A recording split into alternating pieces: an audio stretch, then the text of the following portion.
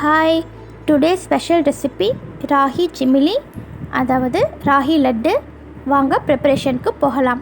அதுக்கு ஒரு கப் ராகி மாவு எடுத்துக்கோங்க. கூடவே அதுக்கு தேவையான அளவு சால்ட் ஆட் பண்ணிப்போம். இப்போ வாட்டரை கொஞ்சம் கொஞ்சமாக ஆட் பண்ணி மிக்ஸ் பண்ணி விட்டுக்கலாம். இந்த உருண்டையில் பார்த்திங்கன்னா ப்ரோட்டீன், கால்சியம், அயன் நிறைய இருக்குது.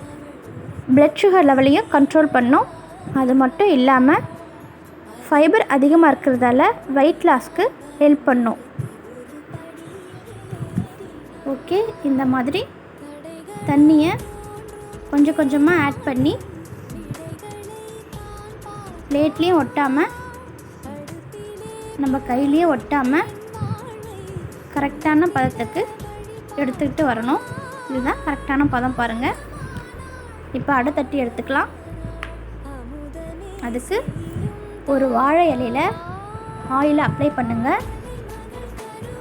இப்போ அடை தட்டலாம்.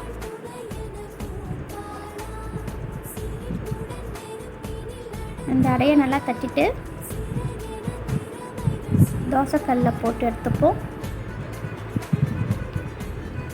ஒரு 2 minutes ரோஸ்ட் பண்ணால் போதும். ரொம்ப நேரம் ரோஸ்ட் பண்ண வேண்டாம்.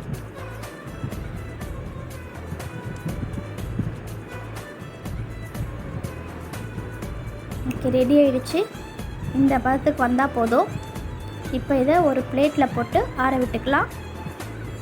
சூடு ஆறினதும் சின்ன சின்ன பீஸாக கட் பண்ணி மிக்ஸி ஜாரில் போட்டுக்கலாம்.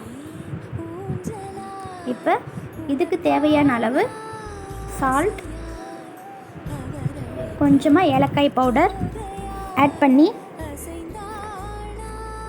கிரைண்ட் பண்ணிக்கலாம். ஓகே, கிரைண்ட் பண்ணியாச்சு. இப்போ இதை ஒரு பவுலுக்கு ட்ரான்ஸ்ஃபர் பண்ணிக்கலாம்.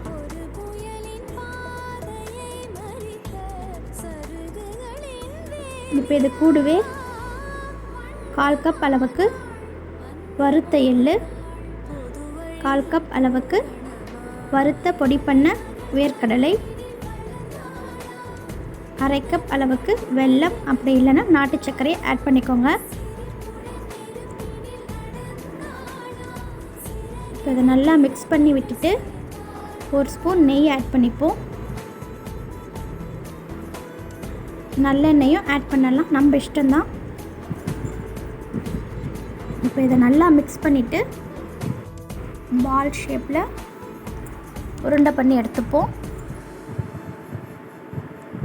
போன் ஸ்ட்ரென்த், ஹேர் க்ரோத்னு நிறைய பெனிஃபிட்ஸ் இருக்குங்க. இதை குழந்தைங்கள்லேருந்து பெரியவங்க வரைக்கும் ரெகுலராக எடுத்துக்கினா ஹெல்த் பெனிஃபிட்ஸ் நிறைய இருக்குது. இந்த மாதிரி பால் ஷேப்பில் எடுத்துக்கலாம். இப்போ ஹெல்த்தியான டேஸ்டான ராகி சிமிலி ரெடி ஆகிடுச்சு.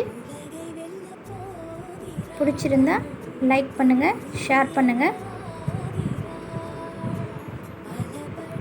Thanks for watching.